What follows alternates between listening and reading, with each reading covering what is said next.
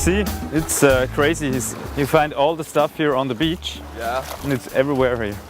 It's just, you have always a lot of the flip-flops and the plastic bottles, these small ones like these, you find them everywhere. Yeah? So you see, it's a tropical island, very beautiful tropical island. Yeah. But you just go around the corner and what you see is just rubbish, full of rubbish, you know. Shoes, even though huge big plastic stuff, and cups. and plastic. Yeah, that's crazy.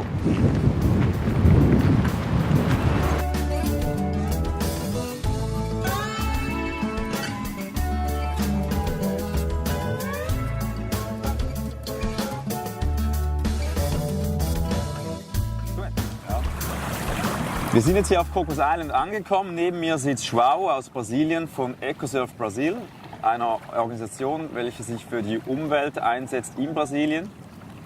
Wir sind jetzt zusammen heute mit einem Kanu auf die einzelnen Inseln rausgefahren und wollen uns mal anschauen, wie es hier im Paradies aussieht betreffend Plastikverschmutzung. Joao, kannst du mal kurz erklären, was du genau machst? Ja, atravessei o mundo para vir participar no Oceano Índico da expedição ao plástico e conhecer de perto o problema do lixo marinho num paraíso.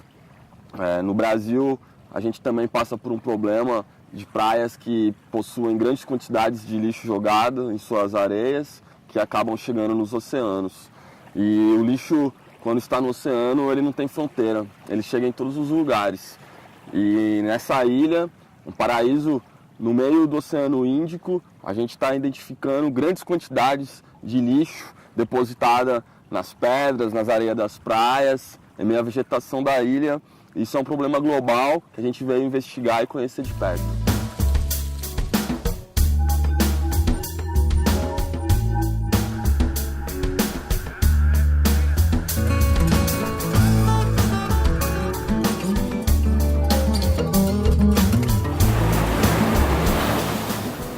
So we're sitting here now with Kylie, our tour operator from a kayak tour.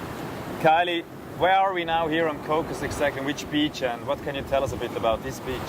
We are located on South Island, so the southernmost point of the whole atoll, and this is where a lot of the rubbish and that collects around the beach. Then we can determine where the rubbish actually comes from because of the way that the equatorial currents move. And as you can see, we're surrounded by plastic bottles, thongs, foam. Foam's a real issue. Nets, ropes, things like that that wash in from the ocean into the lagoon. Okay. Do you know where all the rubbish comes from? I mean, is it... Some of it you can determine by reading labels and things, so, and a lot of it comes from Indonesia. So yeah.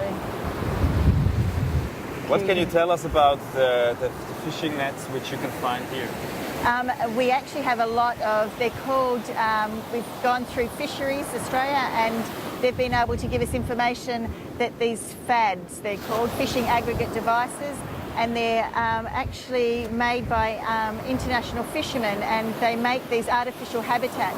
And what they do is they put them into the water and they've got echo sounders and GPSs on them. And the little fish are attracted to these big nets, and then the big fish come and then they can actually go and take out whole schools of fish.